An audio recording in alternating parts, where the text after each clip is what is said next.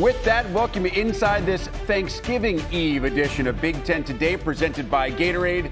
I'm your host, Rick Pizzo. Solo in studio, but not solo altogether. I am joined via the magic of television technology by Jerry DiNardo. Jerry, a pre-Thanksgiving holiday welcome to you and yours.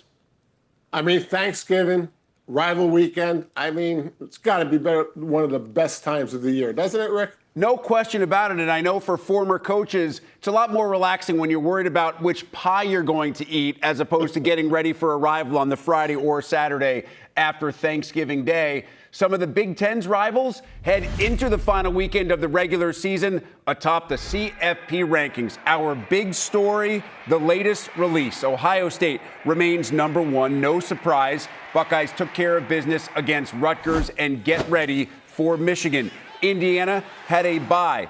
Now, the Old Oaken Bucket game against Purdue. Hoosiers win. They'll stay number two, and they'll move on to the Big Ten championship game. Perhaps the biggest story this week, Oregon up to number 6. That means the Ducks leapfrogged over Ole Miss to that number 6 position, in great spot for a first-round playoff home game. Michigan is still in the conversation for the title game and the CFP, up 3 spots to number 15. And USC, after losing to Oregon, drops to number 17. They are the second highest ranked 3-loss team, according to the committee. So, Jerry, when you start to look about what the committee did this week, there wasn't a ton of action at the top. Mentioned Purdue and Indiana this week, but they both had byes last week. Ohio State took care of business as expected. From the Big Ten's perspective, I think the biggest story is Oregon. Oregon has clearly moving up, not just in the rankings, but the committee seems to believe now that with a quality win over USC, jumping them over Ole Miss, the committee seems to believe in what Dan Lanning's team is doing. You know, the quality of that win, Rick, with the injuries in the offensive line. At one point they had 3 of the starters out. SC was an incredible challenge. The committee really did the right thing.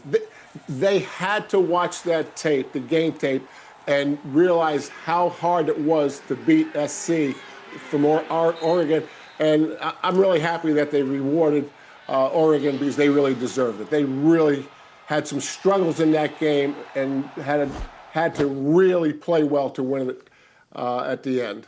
And now Oregon has another resume builder this weekend. They're on the road against Washington. Ducks win that game, even if it doesn't get them into the Big Ten title game. They are in great position, maybe not to get a bye in the first round, but to be one of the top 2 teams playing in those first-round games as the 5 or 6 seed. They'd either play the Group of 5 champion or the ACC champion, and that game would be inside Autzen. So that's great news for the Ducks. Of course, we have a projected CFP bracket, which is guaranteed to change before it gets set in stone on December 7th. Currently, Indiana, Ohio State, both in line for first-round byes. Oregon would be set to play that opening round game at home. And barring some unforeseen chaos, those scenarios remain in place as long as all 3 win this weekend. Of course, when it comes to the game, being considered the favorite means next to nothing.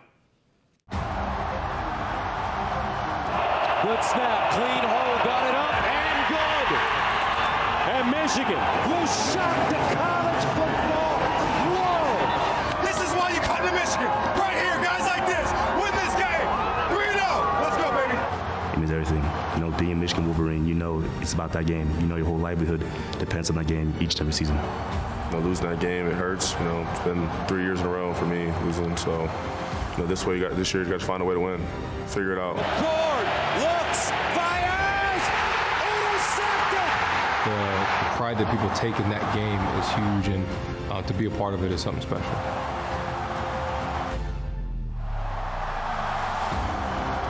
I said I wasn't going to lose to them for the next 2 years. That's what I stand on. You have to play with emotion, but you can't let it play with you, and you have to learn to use it as nitrous, not as a primary fuel source. Like I say, fun is kicking ass, and that's what we want to do on Saturday. I love that. That's about as far as you'll hear Ryan Day go. Jerry, it's been 6 calendar years since Ohio State beat Michigan. It is hard to believe. Clearly, one of those years, the game wasn't played because of COVID. But when you think about the grip right now that Michigan has on Ohio State, you have to start with the mindset of these two teams before you get on the field. Let's start with Michigan and the confidence that Sharon Moore and the Wolverines have to be coming into this game with. It's at home, even though they are considered by everybody outside their locker room to be underdogs. That was the case last year as well, and they got the job done. Yeah, no doubt. I mean, last year I think took us all by surprise. But, there's motivation for Michigan, obviously. First of all, they're playing at home, and they have an attitude, Ohio State's not coming into our house and going to beat us. They've got an attitude about this would be how sweet would 5 in a row be. And I think the other thing Michigan thinks, Rick, is, hey, we're a tougher team. We win by the run. Our opponent, Ohio State, wins by the pass. So there's plenty of motivation, not even talking about the CFP and everything else. If you just take this game individually, both teams have a lot to be motivated by. Well, the Ohio State aspect, Jerry, to me is even more fascinating because we just heard from Ryan Day. He's the defending national championship head coach, yet he can look at everybody inside that locker room and say, there are two things that you've never done. And they're two very big boxes to check if you're an Ohio State football player. Right. Now, no coach will ever talk about revenge. I happen to think that if you played Pink's song, Revenge, in the locker room all week, it would be a great motivational tool. But aside from that, there's a tired argument with Ohio State, and we've talked about this, I think, ever since the network started, that beating Michigan is more important than winning the national championship. That's how the fans feel. We found out last year that the players don't feel that way. They feel like the national championship is more important than any single game. But having said that, Rick, you've already said it. What this team hasn't done, they won the national championship, a lot of the guys on this team. What they haven't done is they haven't beat Michigan, obviously. And that's something that they get gold pants for when they win. So everyone's talking about we want gold pants. And the other thing they can't say, Rick, is that they haven't won the Big Ten championship. So there's plenty of motivation for both these teams. The Ohio State coming to Ann Arbor, obviously that's even more difficult than beating them at home. And we know what happened last year. Oh, yes, we do. And the players that were on the field most certainly do. So let's focus on the field. Let's start with this Michigan offense because obviously one of the storylines is Bryce Underwood, a true freshman. This is the first time that he'll ever play in the game, and he's doing so against a defense, Jerry, that has been nothing short of historically good in 2025. Yeah, so I see the game plan rolling out like this, Rick. Michigan wants to stay on schedule on first down. Now, staying on schedule means that you gain 4 or more yards, and that puts you ahead of the stakes, especially with a young quarterback. If Michigan can do that against a really, really good Ohio State offense, 50% or more of the time, that will be the key for the offense. If they get behind and down in distance, then they're going to have to depend on their freshman quarterback, Bryce, and that's where pass protection versus a really good defensive front of Ohio State will come in. So stay on schedule. If you get behind and down in distance, maybe you have to max protect because Matt Patricia is going to bring it probably on most third and medium to long situations. Sharon Moore was asked about that very scenario during his press conference this week, Jerry, and he said, I'm not scared. If Bryce Underwood has to throw it 25 or 30 times to win this game, we're comfortable with him throwing it 25 or 30 times. Do you think that's just coach speak, or do you think Michigan actually maybe really feels that way if it comes down to it? Well, I think that they know he's improved since the beginning of the season, and he really has made drastic improvement. I think that's a way Sharon can build his confidence. I mean, if you're Bryce and you hear your head coach say that in a press conference or in the print media, I mean, it has to make you feel good. I don't think either team wants this thing to be entirely on each quarterback. There's too many other storylines to this team. So I don't know that isn't just Sharon trying to give Bryce Underwood more confidence. All right, so let's go, Jerry, now to the other side of the football, because we have this Ohio State offense that has two of the best receivers in all of college football in Jeremiah Smith and Carnell Tate. They've sat out the last couple of weeks. They are expected to be healthy. Both are expected to play.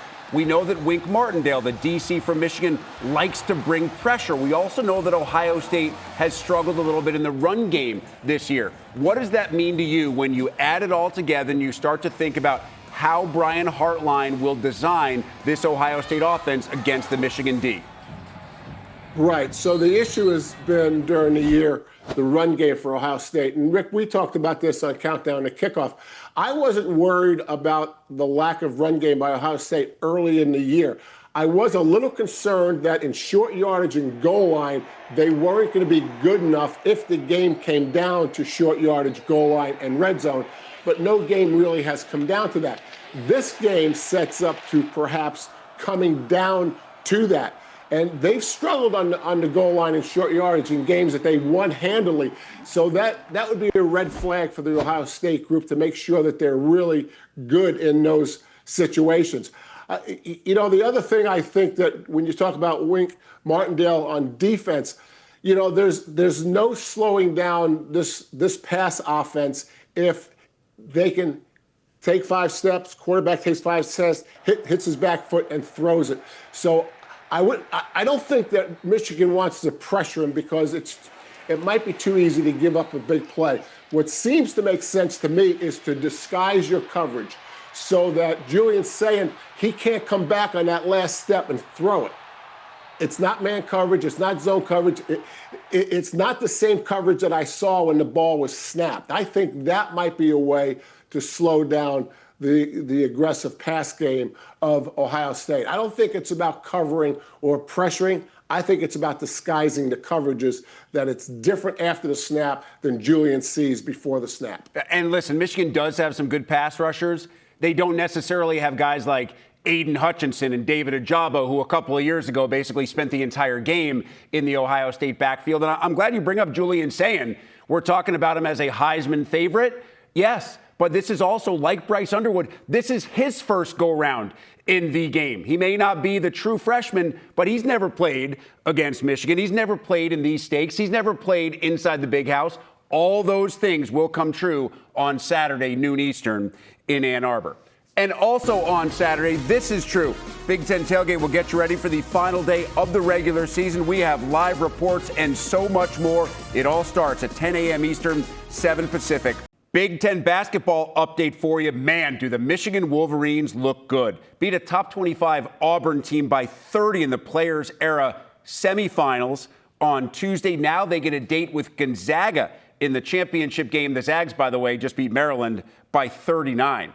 And don't sleep on the Hoosiers. IU 7-0 under first-year head coach Darren DeVries, 86-69 over K-State, doing this one on the defensive end, keeping the nation's leading scorer, P.J. Haggerty, 12 points under his season average. And if you're looking for a way to digest that Thanksgiving turkey, we have a hoops feast from the United Center Thursday night. As Northwestern clashes with Oklahoma State, our live coverage begins at 10:30 Eastern, 9:30 local time here in Chicago on the Big Ten Network and the Fox Sports app. And then you get to wake up on Friday and deal with all the different clinching scenarios for Big Ten teams to get to Indianapolis in the 2025 championship game. It's most simple for Ohio State and Indiana. Those two teams win this weekend. It'll be the Buckeyes and the Hoosiers, each at 12-0 in Indianapolis, the championship game. We know both will get first-round byes in the college football playoff. Now, should either of those teams lose, opens up the door a little bit for Oregon and Michigan. You see all the different championship game clinching scenarios there on the screen. Rejoined by Jerry DiNardo. Now, for Oregon, it's very simple. To be part of that conversation, Jerry, the Ducks have to beat Washington, probably have to beat Washington to stay in the college football playoff conversation as well. We talked in the beginning of the show about how impressive the win was over USC, and I would argue that the offense specifically, Jerry, was the most impressive part of that win when you consider what it did, scoring 40-plus and doing it with a lot of backups on the field for the majority of that game. When you look at the energy that game took to beat USC and how physical that game was. Dan Lanning's got to do maybe his best job of the year because this Washington team is really, really dangerous. You mentioned the injuries, Rick. At some point, they were down 3 starting offensive linemen. Now, some of them will come back. So we don't know how healthy everybody's going to be. I think when Washington talks about their defensive game plan, I think injuries are going to play part of it. Injuries on the Oregon offensive line. If the offensive line is guys that have been out of position or haven't played a lot, changing positions, they're just unsettled in the offensive line. Ryan Walters is a pressure guy by nature. This gives him even more reasons to maybe give the Oregon offensive line more looks, more movement, and so on. There is a gamble to that because one thing that Oregon does well, regardless of who's playing the offensive line, is they're a gap team. They block down, someone kicks out, and there's a crease up the middle. They did it to USC. They virtually do it to everybody that they play. So the injuries in the offensive line, I think, will be part of Ryan Walters' game plan. If they're healthy, maybe he'll play it a little bit more straight. But I would say to you, if they don't come in really healthy in the O-line, Ryan Walters is going to show them everything he can. You know, Jerry, in a lot of scenarios like that in offense, we'll try to run the quarterback. We didn't see Dante Moore run all that much. Why do you think that is? I think this time of year, Rick, especially if you're not deep and especially if you have a guy that's, better than most quarterbacks in the country, I think you're going to use him only to get a first down, 3rd and short maybe on the goal line, and certainly if you're in a position where you're in the red zone and you want to give it to the quarterback. So I think the short version is only use a quarterback this time of year, a star quarterback this time of year, when you need a first down and you need a touchdown. Well, you could argue that from the Washington perspective as well, right? Because you have Damon Williams, who can beat you with his legs as much, if not more, than he beats you with his arms. So what do we expect from this Washington offense against Oregon's D? Yeah, Damon Williams is the key. Jed Fish loves to add a gap that the defense has to protect.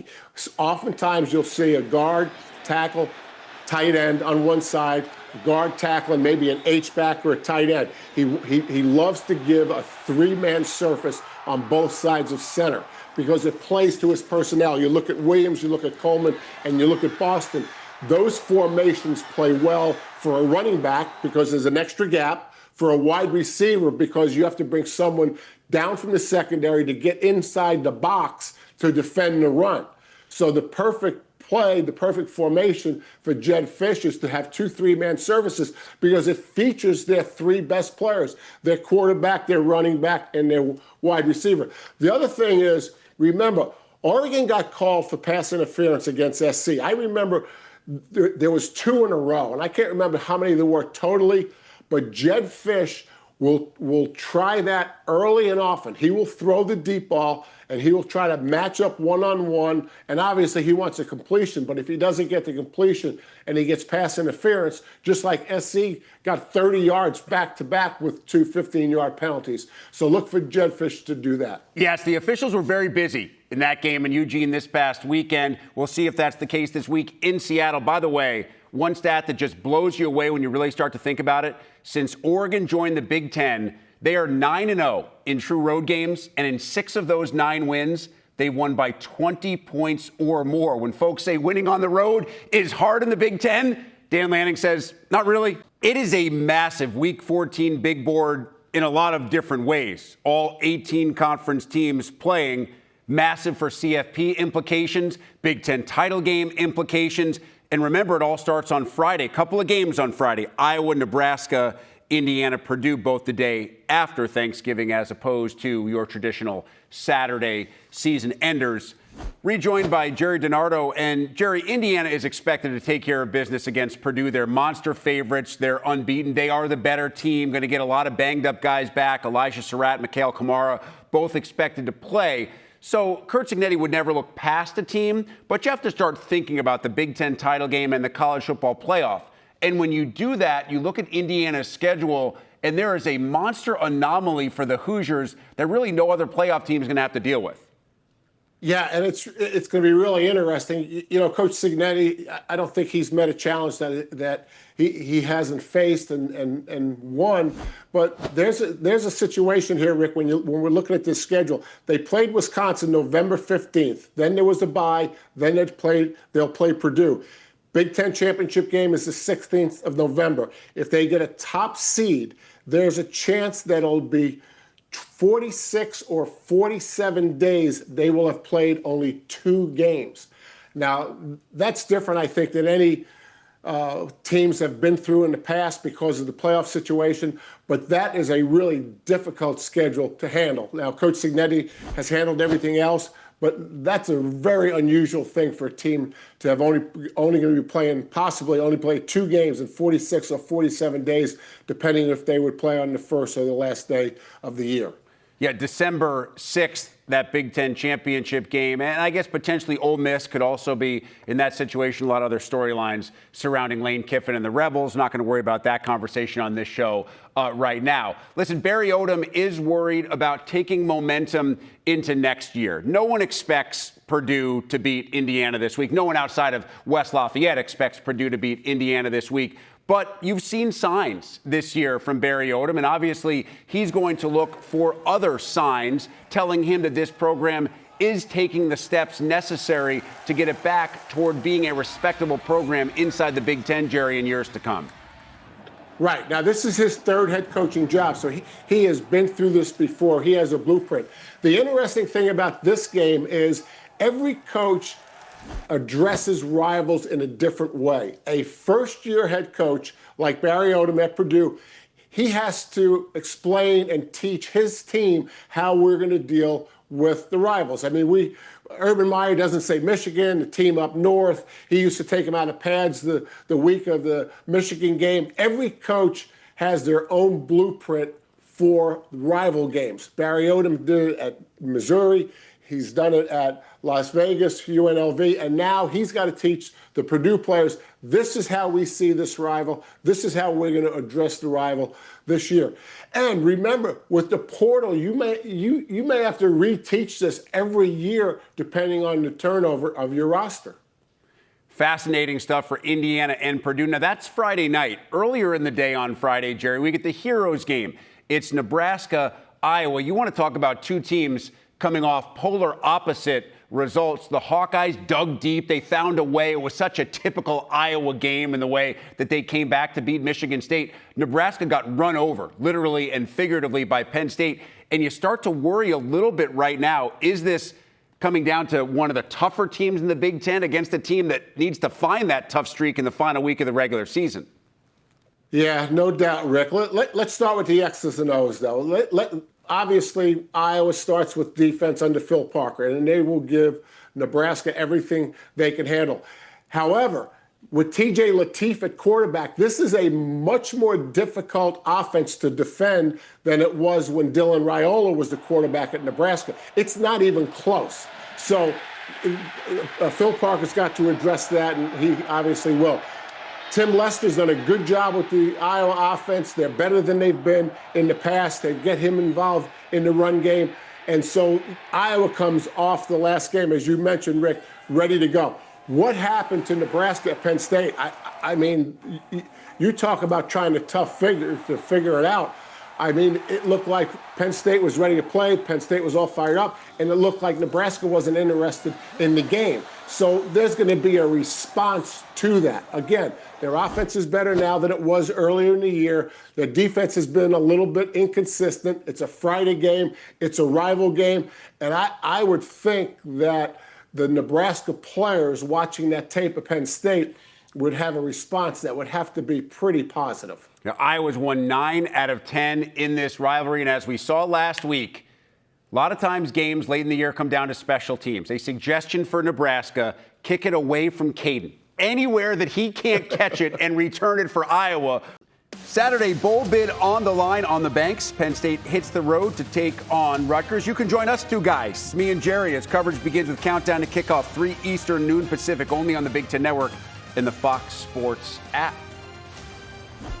Here are these two guys talking about Penn State Rutgers. Fascinating coach storylines here, Jerry. Terry Smith wants that job on a permanent basis. Greg Schiano wants to get his team to the postseason. Right, Terry Smith's done a really good job, but who'd have thunk that we'd have to wait for the last game of regular season for Penn State to be bowl eligible? We never thought that was going to happen in the beginning of the year. Who thought that Greg Schiano's defense would have so many problems? So both teams trying to get to a bowl. Penn State surprisingly in that situation, and yet it's very important to Terry Smith and the Penn State players. 3:30 Eastern for that one right here on the Big Ten Network. A West Coast rivalry between USC and UCLA. The Trojans are the favorites. Coming off that loss to Oregon, they're a little disappointed, Jerry, because they won't be in the CFP, but they still have a chance to get to 10. And when you look at their schedule, some of their wins, you and I both agree, would show that they're tough. Yeah, no doubt. You go into UCLA with 8 wins, you get 9, you get a bowl win, that's 10. The conversation about the West Coast team, specifically USC, are they physical enough to play in the Big Ten and win? They've beaten Iowa and Michigan. I think most people would say Iowa and Michigan are two of the tougher teams, especially at the line of scrimmage in the Big Ten. If USC has beaten both of them, maybe we should stop the narrative that USC might not be tough enough to play the line of scrimmage in the Big Ten. And even though they beat Iowa at home, that was Hawkeye weather that they won that game in. We have Wisconsin, Minnesota for Paul Bunyan's Axe. And how about the turnaround? I don't think you can say enough about the buy-in for Luke Fickell and this Badger team after Chris McIntosh informed everybody that Fickell would be back in 2026. It's an incredible comeback. And let's remember this, please. They've played Ohio State number 1, Indiana number 2, Oregon number 6, Alabama number 10, Michigan number 15. They beat Iowa and Washington when they were ranked. This is no longer the Big Ten West. It's never been a bigger challenge to be the head football coach at Wisconsin as it is right now. The Big Ten is gone. They had more resources than most of the other 6 schools in the Big Ten West. I think Luke Fickell has done a tremendous job rallying this team at the end of the year. So you're saying that schedule is difficult. And finally, the Land of Lincoln rivalry, Northwestern, Illinois. David Braun's got the Cats going back to a bowl game. And even though Brett Bielema's goals of getting to a playoff won't come true, you have to respect the fact that he put it out there. Absolutely. I love when Brett Bielema tells us what he's telling his team, and he's not shy about his goals. They wanted to make the CFP. That's not going to happen, obviously. David Braun takes over Northwestern under very difficult circumstances a few years back, and every time you think Northwestern's out of it, he brings them back, and now they're going to be playing in a bowl game. Unbelievable stuff. Northwestern, Illinois, one of the final games of the Big Ten regular season coming your way on Saturday night. That'll be the final edition of Big Ten Today before you enjoy your Turkey Day. For Jerry DiNardo and everybody here at the Big Ten Network, I'm Rick Pizzo. Happy Thanksgiving to you and yours. Enjoy the holiday.